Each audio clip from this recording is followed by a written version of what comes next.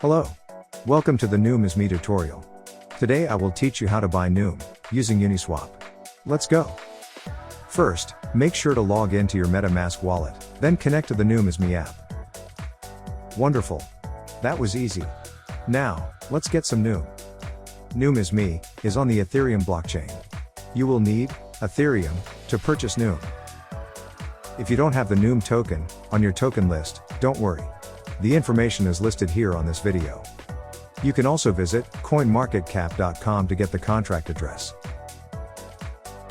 In the website's search engine, type in NUME to locate the token. Next, find the contract address on the left side of the screen, and then copy the address. Paste the address in the Uniswap token search window, and open it. We are almost there. Before you buy, click the settings icon, and make sure to set your slippage to 11%. Now that you selected the correct slippage, type in the desired amount of Ethereum you would like to use to purchase your NUME. Next, connect your wallet. A new window will pop up. Click Next. Then connect your wallet to Uniswap. Click the Swap button. Then, confirm the information and swap. Another window will pop up to confirm the transaction. Review the information, then click Confirm to obtain your NUME tokens. Alright.